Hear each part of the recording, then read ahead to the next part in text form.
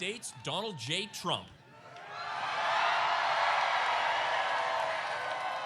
And I'm proud to be an American.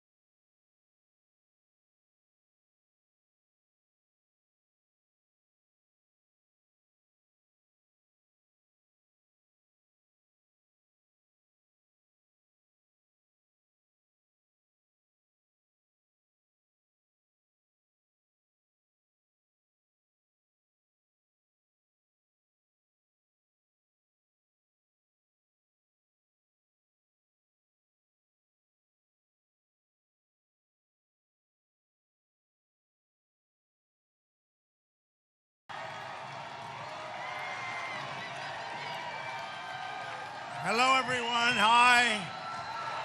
Hi, everybody.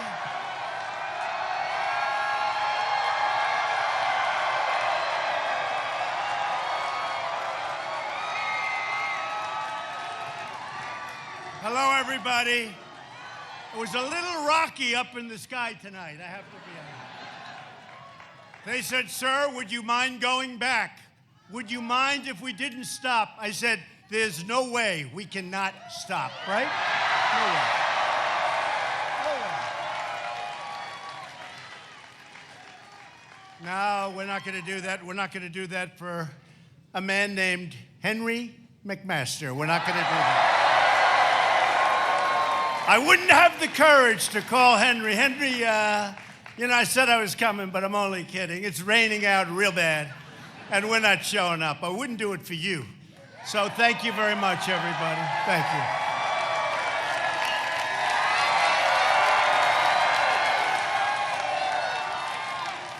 And, also, it is Air Force One. I said, doesn't this go through? And it does. Listen, it is great. It is great to be with you. This is a very special state. I love this state with so many incredible, hardworking American patriots. That's what are you? American patriots. Before we begin, let's all take a moment to send our love to Katie Arrington, who was badly hurt in a terrible car accident, and somebody going the wrong way, and Katie really badly hurt, along with a friend of hers, and somebody else killed, frankly, in the other car. And Katie is a very special person. She was out there right from the beginning. And here's the good news. She's going to be 100%. That's the good news. Going to be 100%. So, Katie, we're all pulling for you, and we're praying for your very swift recovery. She's going to be back very soon. And she was with us. Boy, she was out there campaigning against a guy I've never liked too much.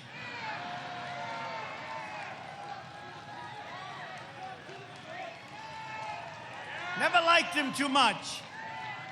I wasn't a big fan. The Tallahassee Trail must be a beautiful place. Unfortunately, he didn't go there.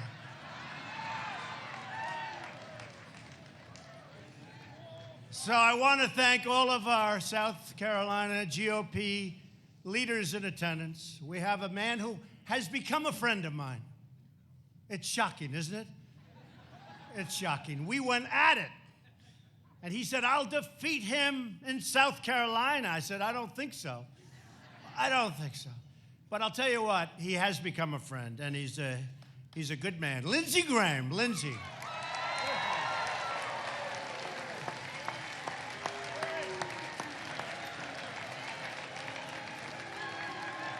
That's pretty good, I think, Lindsey. That's pretty good. No, he's been great. Congressman Joe Wilson and Tom Rice.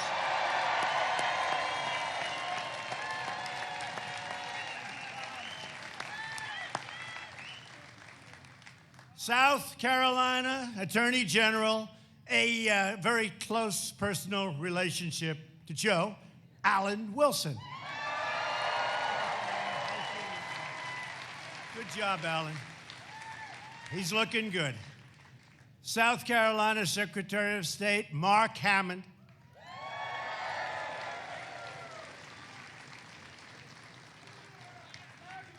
Thank you, Mark. And candidate for Lieutenant Governor, Pamela Ebbett. Pamela. Thanks, Pamela. And finally, the person we're all here for today, a man who truly was with me from the beginning. There was no doubt about it. He was there right from the beginning. You know, we won the state of South Carolina by a lot, both in the primaries and in the general election. We won, and we had to run the whole East Coast, and we got South Carolina, and we got North Carolina. We love North Carolina. We got Pennsylvania, and we got Florida. We started off that night. Donald Trump has won the state of Florida, right? And they go, whoa, whoa. They just lost Florida. And you know what they said? Don't worry about it. North Carolina, they said North Carolina is our firewall. South Carolina, we have no chance, but North Carolina. And so we won South Carolina. Thank you very much.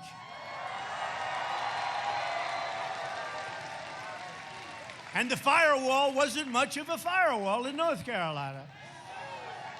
So I want to thank the incredible people of South Carolina for everything you've done. And right from day one, when I came down here, Henry McMaster, I said, so why are you with me? He said, because I like what you're saying. I agree. We need strong borders. We're talking about it now, and we have.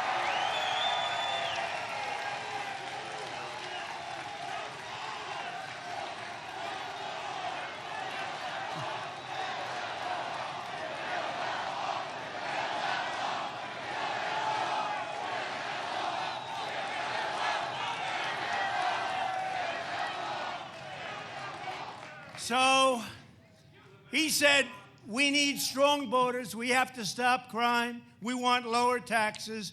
We love our military. We love our vets. And we love our Second Amendment. Other than that, I don't know what he said.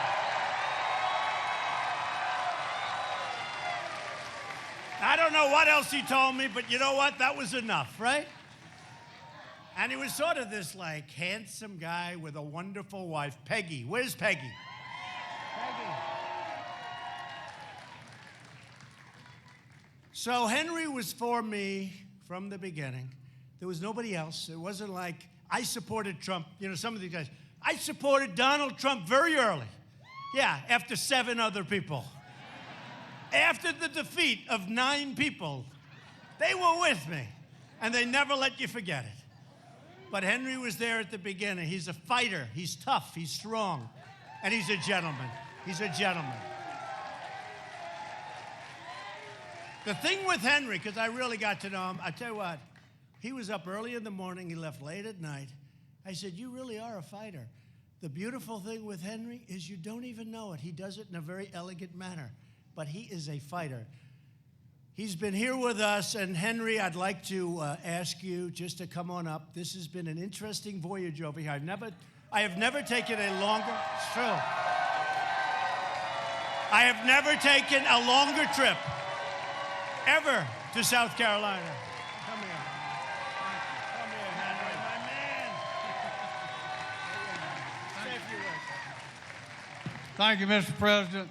South Carolina loves Donald Trump.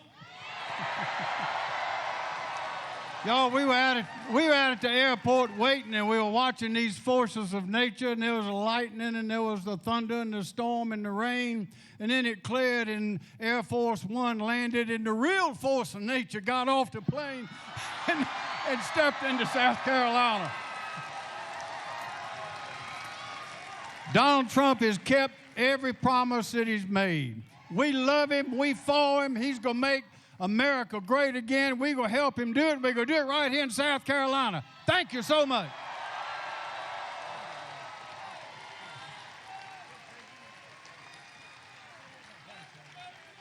Thank you, Henry. Now, you know, we have a lot of fake news back there, these fakers.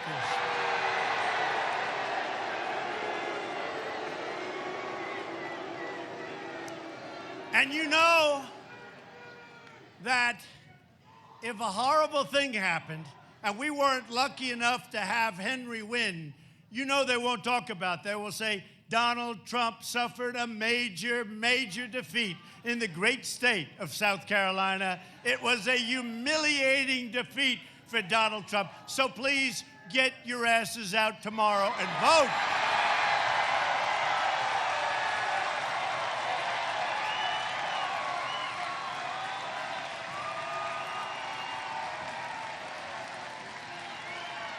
You got to get out there and vote. And honestly, not for that reason. You want to get out. He's a great man. He's a wonderful person. He loves the people of South Carolina. He loves the people of our country. You got a good man, or I wouldn't be here. Believe me, I wouldn't be here. You know, the last time I endorsed somebody, as you know, was Katie. And I was in Singapore. There's like this massive difference in time. Who knows? I said, let me ask you, we have a situation that's very interesting. I'm turning on the television and I see the race and I say, what time is it right now in South Carolina? They said, sir, it's almost 4 o'clock. I said, oh, I've got to endorse Katie. I said, how many hours are left? They said, like 3.5. I say, maybe I shouldn't do it because I won't have enough. And what happened, I did. I said, I don't care. I can't stand that guy. I don't care. I don't care. And I like her. She was another one right from the beginning. She didn't talk about other people, right? So I said, I don't care. So we had like 3 hours, 3.5 hours left, something. I'm just lifting off from Singapore, far away. It was a 22-hour flight. You think that's fun? That's not even fun in Air Force One, okay? 20. When are we landing? Sir, we're almost there. 7 more hours. Oh, good. When they tell you you're almost there, you only have 7 hours left. And by the way, we had a great success. North Korea. Chairman Kim. Great, great success.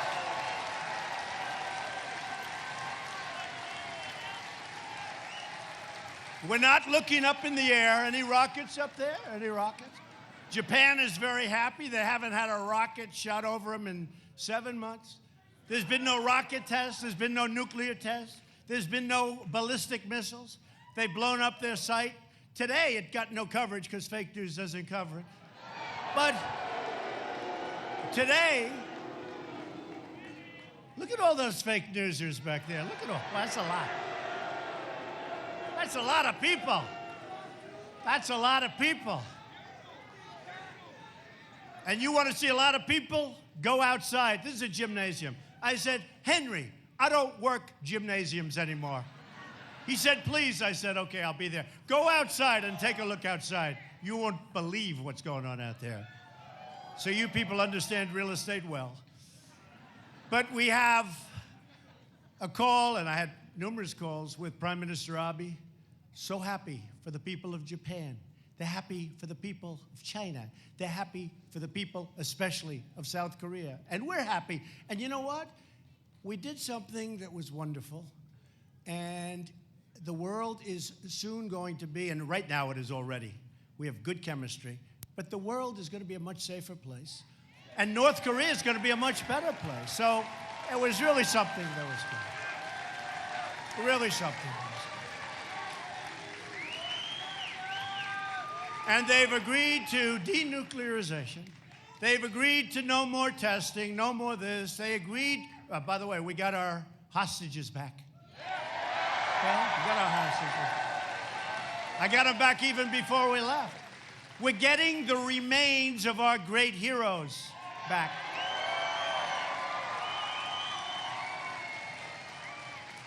And when I first made the announcement that we're getting together, this was 5-6 months ago. It was in the Oval Office. I'll never forget it. And these guys were saying, unbelievable, unbelievable. Do you believe this? South Korea, remember they came over from South Korea. They stopped North Korea, South Korea, the Olympics. And it started with the Olympics. When Chairman Kim said, we want to go to the Olympics, I said, yeah, that's nice. It's a big difference from the dialogue we were having, right? Slight. They want to go to the Olympics.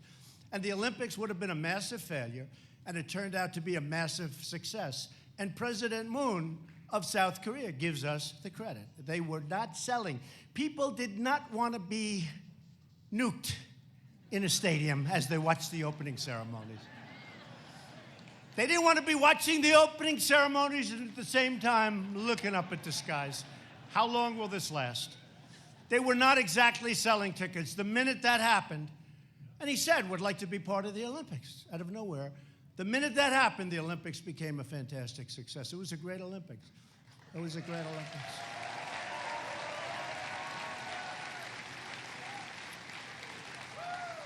And we now have a good chemistry. We have a good chemistry, and I think it's going to work out. And it's a period of time. It takes a while. It takes a long time. Not easy. Not easy. They've been doing this for many, many decades. And not that easy, but they took down signs, anti-United States signs all over North Korea. They're down. They took them down. Anti-U.S.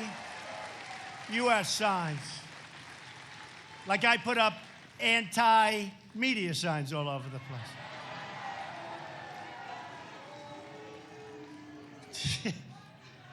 You're worse than I am. These people. No, we just want honesty. We want a little fairness. We want a little fairness, right? We don't get very much of it. But, you know, it's sort of interesting. So we make the deal. And we signed a piece of paper. And it was a beautiful piece of paper. It said, we will denuke, we will this, we will that, we will get the remains back, we will do all of these things. A lot of things. We will not test. We will abandon they have an engine site these are not engines like for your car. These are engines for ballistic missiles. They're going to rip that down. So point after point after, but it starts off, first sentence, we will denuclearize North Korea. Okay. So you know what the fake news said? Donald Trump has suffered a humiliating defeat because I agreed to meet. I said, I agreed to meet. In other words, because I agreed to meet. They couldn't think of anything else. So, and I will say this, at the beginning, they couldn't believe it was happening. 2 days later, they were saying, Hillary Clinton could have done that. I don't think so.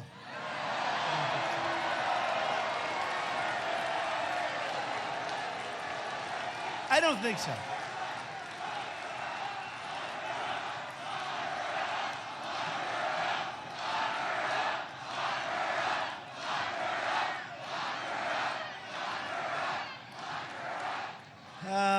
Boy, did you ever see anybody so protected in your life? Did you ever see that? Point after point after point, and I did nothing, and it just never ends. Never ends. No collusion, no nothing. But you go, point, and you know what? After the election, I said, okay, let's go. Come on, who cares? Let's go. We got to make America great again. And then she writes a book and she does a tour, and how many reasons did she give for losing the election? Like every week it was a different reason, right? She blamed everybody for losing the election except for one person, herself. And you know the funny thing is, so look, Lindsay was just telling me every other Republican, would have been very tough. They would have lost. I won. I won when I won South Carolina, but to win all up and down the East Coast, to win Wisconsin, which hasn't been won in many years, like 1972, I think. That's a long time. To win Michigan, which hasn't been won in a long time. And they say she was a bad candidate. I mean, honestly, she was a tough candidate. She wasn't a bad candidate. But they refused to say that I was a good candidate. They refused. It's very interesting. I just took this out. Sometimes you have to toot your own horn because nobody else is going to do it. Certainly they're not going to do it. No, certainly they're not. No, certainly they're not going to do it. So sometimes you have to do it, right? That's why when the polls are good, you remember during the campaign, when the polls were good, I would always talk about them. When they weren't so good, I wouldn't mention it, right? I didn't talk polls, but they were good. For a lot of time, they were good. And by the way, Georgetown Steel just opened their plant yesterday. They're spending a lot of money after many years of being closed. Georgetown Steel in South Carolina. So here's a story that just came out. David Lynch, you know, the great filmmaker. David Lynch, he puts down headline, Trump could go down. This is a Hollywood guy. The reason I do this is, you know, you don't hear this. And plenty of them voted for me.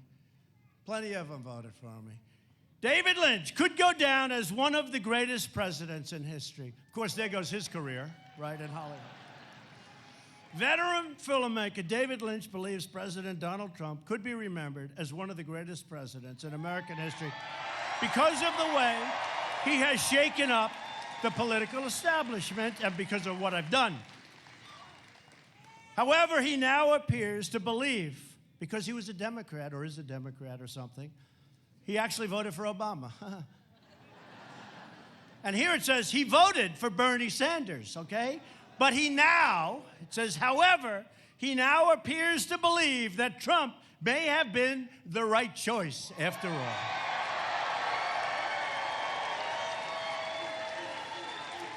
He goes on to say that Trump could go down as one of the greatest presidents in history because he has disrupted this thing so much. No one has been able to counter this guy in an intelligent way. And by the way, you know, they call them the elites, right? The elites. You know what you are? You're the super elites. I'm changing titles.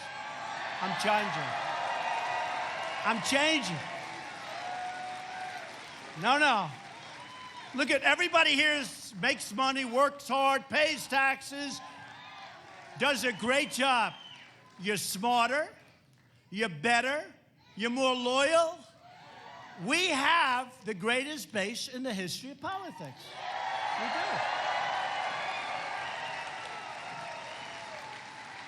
They interviewed 10 women on one of the opposing networks, you know, the enemy of the people, I call them. And they said to these women, these were about 10 really great women. These are non-political women that had Trump here, Trump there, wearing Trump hats, badges. So this announcer says, what can he do? And you've heard me say this, because this happens a lot. What can he do where you won't be with him? What can he do when you're going to drop Donald Trump? And one of these women stood out, perhaps the leader, perhaps not, but she came forward and she said, there's absolutely nothing he can do. Can you believe that? There is nothing he can do. And she said he has done a great job. So we're working hard. But there's David Lynch. Enjoy it because his career in Hollywood is officially over. Did you see Jimmy Fallon? Jimmy Fallon. The guy screws up my hair. It's going back and forth. He was so disappointed to find out it was real. He couldn't believe it. Well, that's one of the great things I got. Everybody used to say my hair's phony. It's not my hair. I'm wearing a hairpiece. You know what anybody here wearing a hairpiece? No? No? But the one thing, they never say that anymore because I've been caught in rainstorms. I've been caught in winds that are like 60 miles an hour getting off. If it's not your hair, don't run for office, folks. Don't run. Do not run for office because the gig would be up. So Jimmy Fallon apologized. He apologized for humanizing me, the poor guy, because now he's going to lose all of us. You know, now he's going to lose all of us. If somebody would open a talk show at night, because the guy on CBS is what a lowlife. What a lowlife. I mean, honestly, are these people funny? And I can laugh at myself. Frankly, if I couldn't, I'd be in big trouble. But there's no talent. They're not like talented people. Johnny Carson was talented. Some of these guys, no, seriously. I mean, this guy on CBS has no talent. Jimmy Kimmel would meet me before the election. I'm telling you, true story. I don't even think you'd deny it. No talent, but I'd go to a studio to do a shot, you know, to do a thing. He would stand outside on the sidewalk waiting for me. Oh, here he comes, Donald Trump. Oh, he opens my door. I said, does he do this to everybody, to his people? He does it for nobody. Now, who knows? Maybe that was just, but he's waiting for me. 2 or 3 times I did a show before this whole, now I wouldn't do a show, that guy's terrible. But I do a show, and he's standing out on Hollywood, whatever, Boulevard, and he's standing there, opening up the door, like going crazy. Oh, hello, hello. I wasn't president. I was like a guy, right? A guy with potential. Right? With potential. Right? And he's there. Here he is. Oh, sir, how are you? Hi. Oh, so thank you so much for doing it. And I always got higher ratings than other people, so that was always good. But Jimmy Fallon calls me up, and he's like a nice guy. He's lost. He looks like a lost soul, right? He gets out there, hey, hi, oh. But you know what? He's a nice guy. I agreed to do a show, and because I guess I was running at that time, I think I was running, he got tremendous ratings on that show. Killed everybody, right? He should be thankful. He shouldn't be upset and angry. When you apologize because you got somebody else that didn't go on the other shows, you know? So I go on the show, I agree, do whatever you want with my hair. Go ahead, let's go. And he did, and that was it. You walk off, like, what is it, 1.5 years, 2 years later, he's now apologizing because he humanized me. And he really hurt himself. So I said, Jimmy, you called me up after the show, and you said, thank you for the incredible, you called them monster ratings. They were very big ratings. I said, thank you, Jimmy, that's very nice. I said, don't hurt yourself by apologizing. So I said to him today on social media, I said, Jimmy, be a man, just relax, just relax. It's incredible. But if somebody, instead of these guys, CBS, NBC, I made a fortune for NBC on The Apprentice. They treat me horribly. I think they're worse, actually, than CNN. I think NBC... And they wanted to renew my contract. They wanted to renew my contract, and they were doing everything. They had the top man at Comcast came up to see me in my office with a whole group of people. Please, please renew your contract for The Apprentice. I said, that's what I knew I was going to run, because I turned it down. You know, it's a primetime show, doing well, 14 seasons, did great. Hey, Arnold Schwarzenegger, big movie star, took my place. It bombed in about 2 shows. It was over. It actually bombed in 1 show. It was so bad, they didn't believe it, so they let it go a little bit longer. So, and the one who knew was my wife, She said, you know.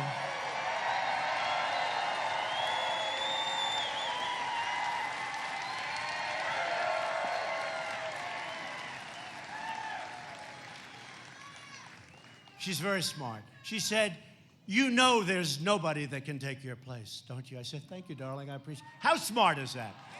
Now, I don't know if she believes it, but she said, there is nobody that can take your place. He will not be successful. I said, it's Arnold Schwarzenegger. He will not be successful. There is nobody, darling, that can take your place. How smart is she? How smart, right? How smart. And she has got a great style. We greeted today the King of Jordan and the Queen of Jordan, and it was like a picture. I watched the 3 of them. The Queen, the King, and the First Lady, and I stood back and I watched. I didn't want to destroy that picture. And I will tell you, she has done a tremendous job as First Lady. Okay. Cool.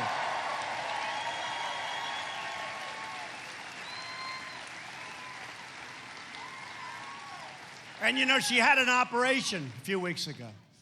Kidney operation, and she's going to be great. She's fine. But they had all kinds of projections. They said she got a facelift. No, I would let you know. They couldn't hide that one for long, right? They said she left me and moved to Virginia. They said she left me and moved to New York. So she moved to Virginia, she moved to New York.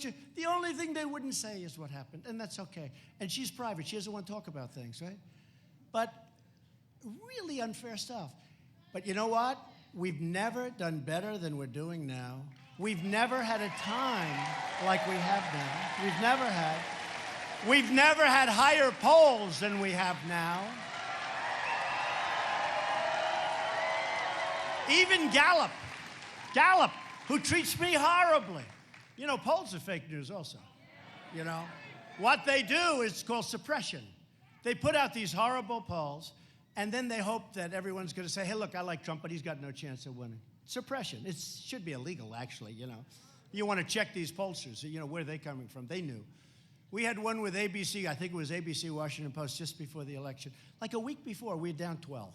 Now, if you're down 12, okay, if you're down 12, it's over, if the polls are real. But I said, it can't be real. We just went to Michigan. We had 30,000 people.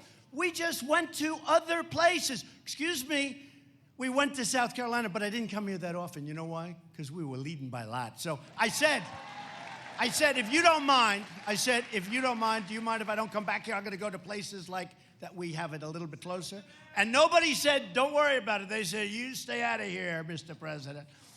Almost to be Mr. President. But it really has been an incredible journey for all of us. We are the super elite. We are the super elite. It is true. We are. And we're going to call ourselves that. I said the other day, because as you saw my last speech, it's in Minnesota, great place, unbelievable crowd.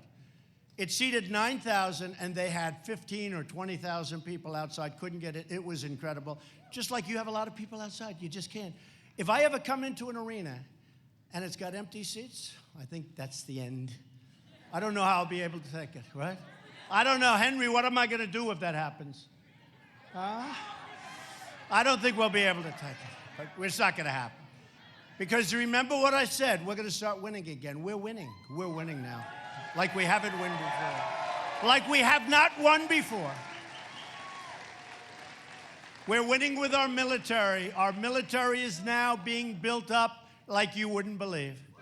We're winning with our military. We're winning on trade. We're winning on trade. We're defending our borders. Because if you don't have borders, you don't have a country. You don't have a country.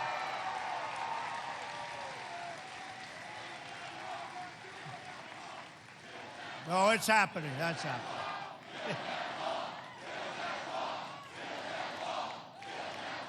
Well, it's happening.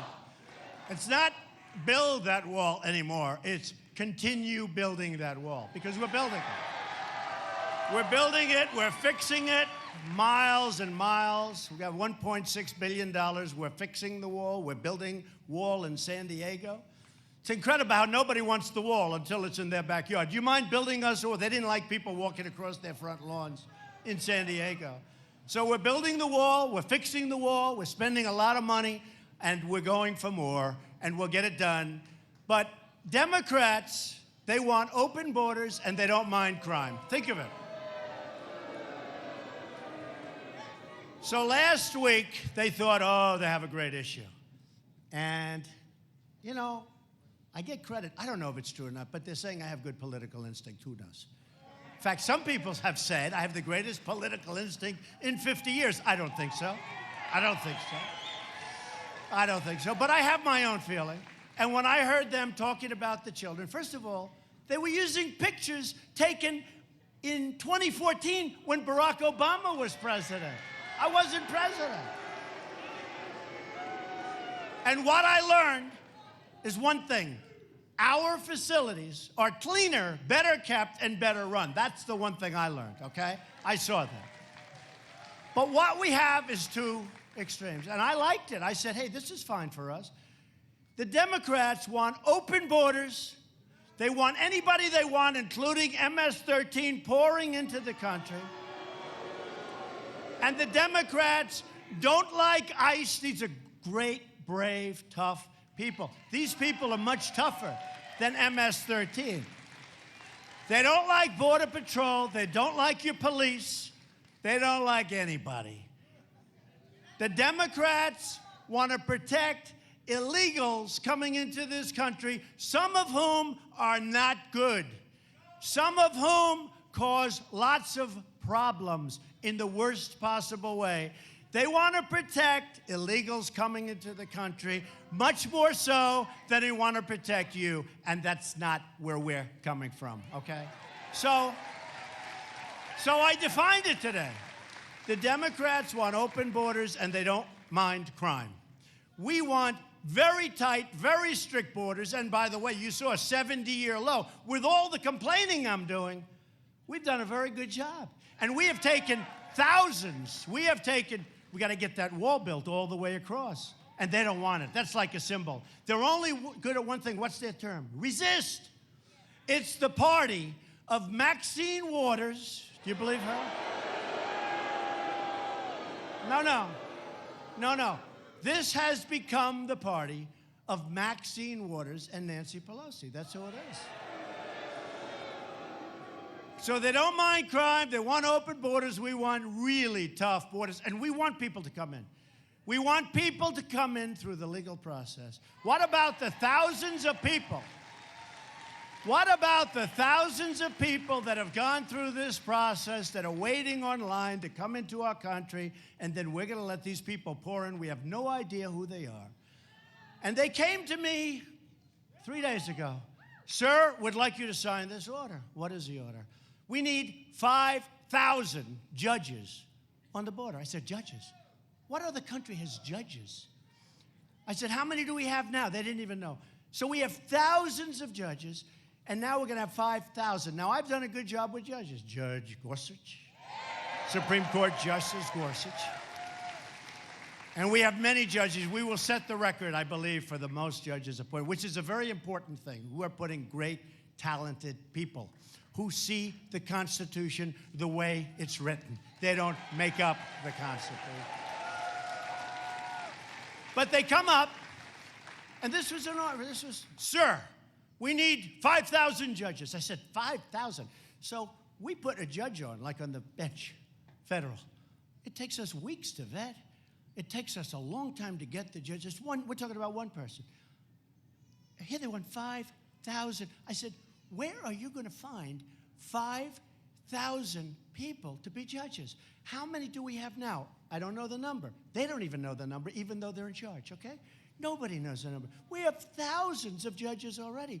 So if a person comes into our country, steps 1 foot, they take their name, they bring them to court, they then release them, they go into the country, you never see them again.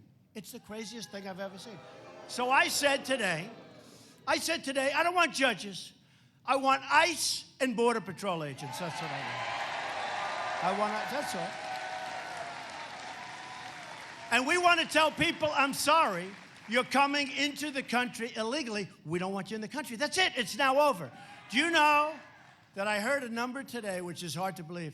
We have 700,000 people waiting to go on trial. 700. This isn't from Trump. It was a disaster for Bush, although we very much appreciated Laura Bush's lovely letter. It was a disaster for Bush. It was a disaster for Obama. In fact, the head of his homeland was on over the weekend, and he was very honest about it. He said it was a tough thing. It was a tough time for them. But we're going to straighten it out. Hey, look, I got a bad hand. I got the job, and trade deals were bad. How bad were trade deals? Trade deals were bad. North Korea, they thought they were going to war. You go to war with North Korea, you're going to lose anywhere from 30 to 50 million people. Seoul is a city with 28 million people. 28 million people. So you go to war, you're going to lose 30, 40, 50, who knows? Millions of people.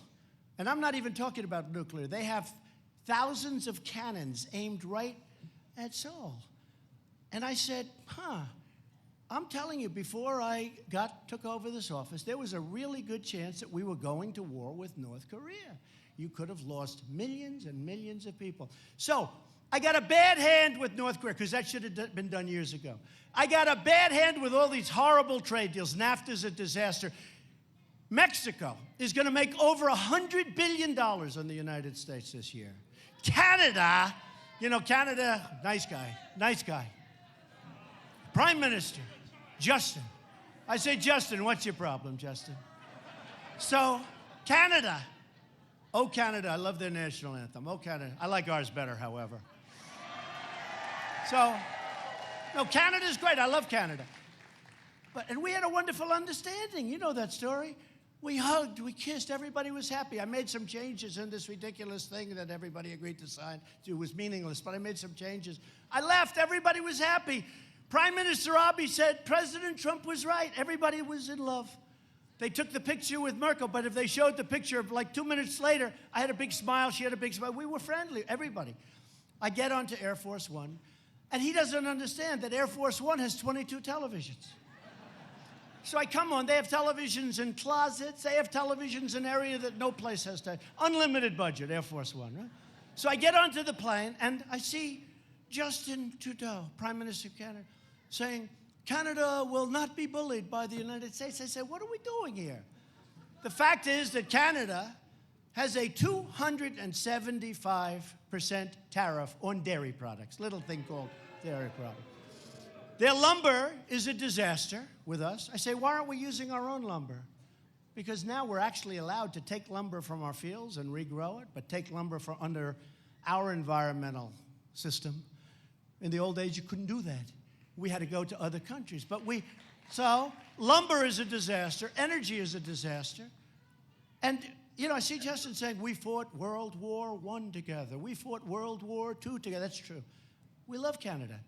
But Canada's charging almost 300% tariffs on dairy products and many other things. It's all working out great. It's all working out great. And I said, look, if you want to do that, we're going to put a little tariff on your cars coming in. You know, cars are the biggie. Cars are the big. European Union, we lost $151 billion last year with the European Union. Sounds nice. Many of us originally came from somewhere in the European Union. I had two parents, European Union. So it sounds wonderful. Our country lost $151 billion.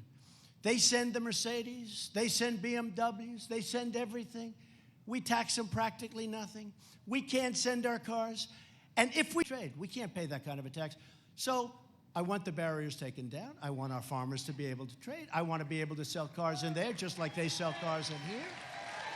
And it's all going to work out. It's all going to work out. Remember this. Remember this. It's all going to work out. Because we're the piggy bank that they like to take from. Whether it's military protection, you look at NATO. NATO, we're spending 90% of NATO. Now, it's all wonderful and we like to help out, but it helps them. They're in Europe. Helps them a lot more than it helps us. We're very far away. So we have this incredible. Germany is paying 1% of a much smaller GDP. We're paying close to 4% of a much larger GDP. Now, that doesn't work, folks. Doesn't work. So I think we should pay the same as Germany. I just think we should pay the same as Germany. So we're working all of these things. But the fact is, we were given somewhat of a bad hand because we came in, they had all these problems. But I love it. I'm loving what we're doing. You people are loving what we're doing.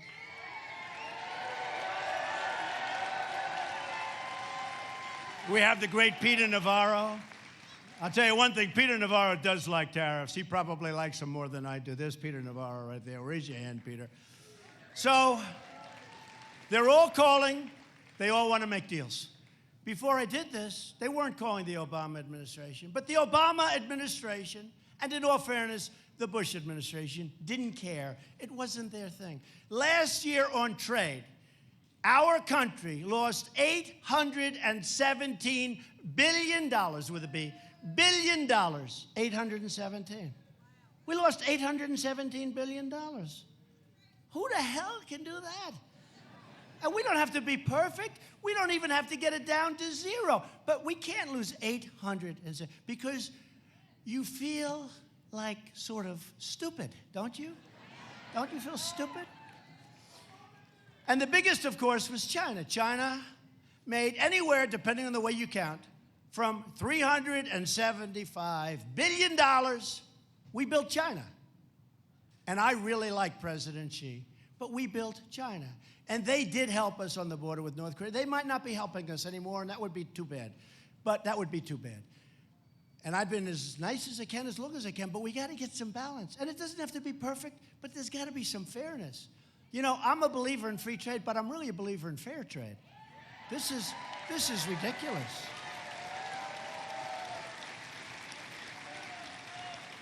And I said to a man in China, how did it get so bad? Because they know their gig is up. How did it get so bad?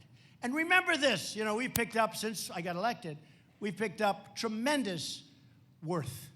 We picked up anywhere from 9 to 7 to 7 to 9 trillion dollars.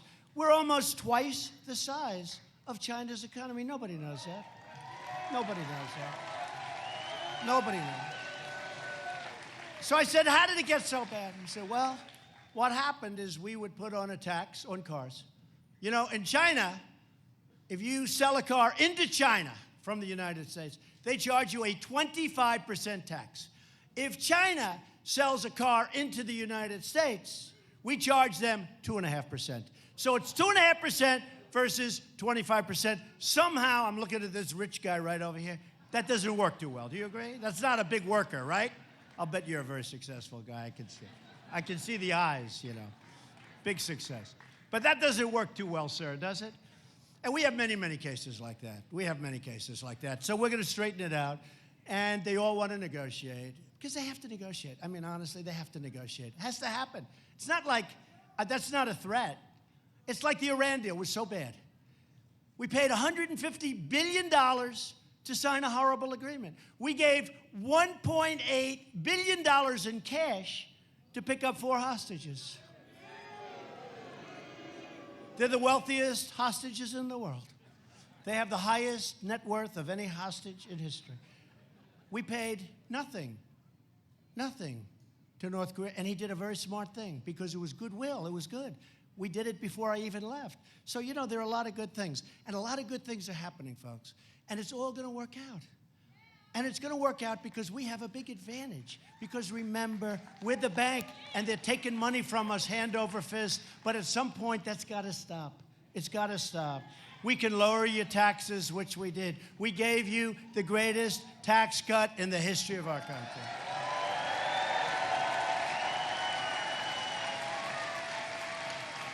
All right?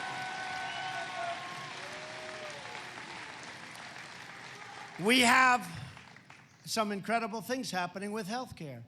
We got very badly hurt. We had all the votes, and then one gentleman early in the morning, like 2 o'clock in the morning, he went no. Well, he campaigned on repeal and replace. We had all the votes, and perhaps he was grandstanding. Who knows what he was doing? But you know what? He said no. Everybody said, what the hell happened? He's been campaigning for 8 years, repeal and replace. And he didn't do that. But now, what we've done in the tax cut is we've gotten rid of the individual mandate. The individual mandate. We've gotten rid of it. And by the way, I have these stupid teleprompters. You don't mind that I haven't used them all night, do you? Every once in a while, I look at it and I say, oh, that's so boring. We don't want to. America is back, bigger and better and stronger than ever. You've heard that before. No, I'm looking. I keep looking. I just see things that they're true, but they're not quite as exciting. So we are doing so well. We are lifting millions and millions of Americans from welfare to work, from dependence to independence, and from poverty to prosperity. Right? We're putting new American steel into the spine of our country and breathing new hope into our beautiful communities. True. The forgotten men and women of our country are forgotten no more. They're still trying to figure out who the hell were all these people that came and voted 2 years ago. Who are they? Who are they? Yeah. All of us. They're trying to find, how do we get to the forgotten men and women? I said, I think you've lost them for a long time. Because just like this producer from Hollywood said, we're doing a real job. I don't believe, so now it's 511 days. I don't believe any administration, and you're with us, we're partners in this whole deal. You know, when we came out, we're partners. This is not me. This is a whole group of people. I don't believe, and I don't even think it's close, that any president has done what we've done in 500 days. Not only the judges, not only the biggest tax cuts, not only Anwar in Alaska. You know all about Anwar, one of the great drilling sites in the world, that nobody could get oil and gas, that nobody could get approved. Ronald Reagan couldn't get it. Nobody could. I didn't even want it until I heard everybody else wanted it, and I said, it's like a freebie. That's part of our tax cuts. Tax cut and reform, right? We talk we want cut. Please give me the word cut, right? You've heard that story. I want the word cut. So we've cut regulations more than any president in history, whether it's 4 years, 8 years, 16 years. And we have more cutting to do. And by the way, we want regulation. We want crystal clean water. We want beautiful, clean air. We want it more than anybody. And our air and our water now is better than it ever has been. And we're going to keep it that way. It's important. It's very important.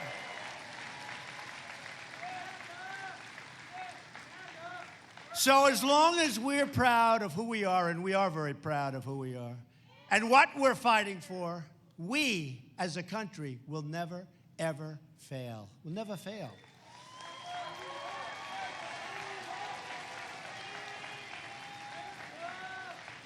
We have 3.4 million new jobs since Election Day. If I would have said during the campaign that I was going to create 3.4 million new jobs, that countries, and you have no idea what we're going through, countries are trying to hold back their companies that used to be our companies from leaving and moving back to the United States. We have companies, Chrysler, so many companies coming back into the United States. They want to be where the action is, not only because of the tax cuts, but for a lot of other reasons, including, frankly, those regulation cuts. But we have more jobs. We have higher stats. The manufacturers of the United States voted. They said this is the single most optimism that manufacturers in this country have ever had. Small business owners, the same thing. It's the most optimistic that they've ever been. They've never been this optimistic. And I'll tell you something. I'd like to take the credit for this, but I can't because it's Henry. South Carolina is doing unbelievable business. Companies are pouring in. Your jobs are way up. Your numbers are through the roof. You're a real leader all over the country. They're looking at South Carolina. Well, your governor is a man named Henry McMaster. You're doing unbelievable numbers. So, I didn't want to say that, Henry. I didn't want to say that, Henry. I wanted to take the credit for myself. But I figured South Carolina would understand, right? But we're standing on the shoulders of true American patriots who put down the railroads, built up the highways, and dug out a thing called the Panama Canal and lost many lives doing it. Mosquitoes lost many, many lives. They crossed oceans, they trekked deserts, they scaled mountains, and built the most incredible nation the world has ever seen. But our nation was going badly in the wrong direction for a long period of time. We have $7 trillion invested in the Middle East. What do we have? What do we have other than death and destruction? What do we have? What a decision that was to go in. I believe it was the worst decision in the history of our country, and the way we got out was horrible. If you look at Iraq, the way we got out was horrible. Truly one of the worst decisions ever made in this country. We're in for $7 trillion and lives. our ancestors won 2 world wars, defeated fascism and communism, and put a man on the face of the moon. And by the way, NASA is now open for business. Open for business.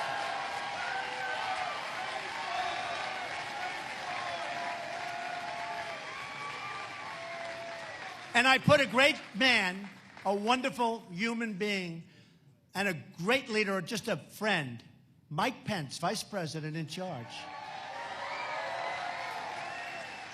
And I had a meeting with Mike and a lot of the people running NASA. And I said, listen, you got rich guys, for whatever reason, they love rockets. We don't have to put up so much money. Let them put up the money and build. And you got all these guys sending rockets all over the place. We'll get the credit. I said, lease them the land, charge them a lot, but let's do it that way. That's a lot better. We're like a landlord.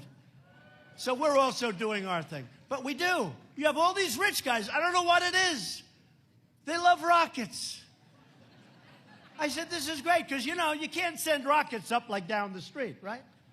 You can't take the local plot, the local Walmart, the local store, and send a rocket. So we have these incredible big sites that are meant exactly for this, with the gantries, with all of this infrastructure. Much of it hasn't been used in a long time. And we're back in business. But I said to them, and I think the business people, let the rich guys pay for it. We got the site. We got the real estate. Let them put their rockets up. You saw Elon the other day. He put a rocket. I never saw anything like it. You know, I've been watching rockets go up my whole life. Okay, after a while, it's like... But what I thought was incredible was when the engines came back down. Did you see that? The engines. They came back down. Now, there are only 2. The third one's missing someplace, but that's okay. No, but I thought that was incredible. But you have all these rich guys. They're worth billions of dollars. They want to spend money on rocketry. I think it's great. And I told my people, let them do it. Because if they reach the moon with their money, we're going to take all the credit, okay? We're going to forget about that. Nobody's going to remember their name, but they're going to remember our names. So let them do it. Let them do it. But to keep this momentum going, we need more Republicans in Washington. Come here, Henry. Because with your help, we're going to continue to win. Do you remember in the campaign? Henry, you remember? I'd come to South Carolina. I'd say, we're going to win so much. You people are going to get so tired of winning. You're going to say, Governor McMaster, please, we can't stand winning anymore. Governor McMaster, go to Washington. Talk to the president. We can't win anymore. We're going to win. Remember, I said we're going to win at trade. We're going to win in space. By the way, Henry, Army, Navy, Air Force, Marines, Coast Guard, Air Force, right? Air Force. And what are we going to do? Space Force. People love that. You know, it's going to be, we talk about rockets going down. But, Henry, defense is now largely based with the satellites and everything else in space. And the problem is, when you have the Air Force, I don't think they're going to really sort of, you know, they want those planes flying, they want their... I don't think they're going to be focusing on space maybe like they should. So we're going to create a Space Force, and it's going to be great. And we need that militarily and in many other ways, but we do need it militarily also.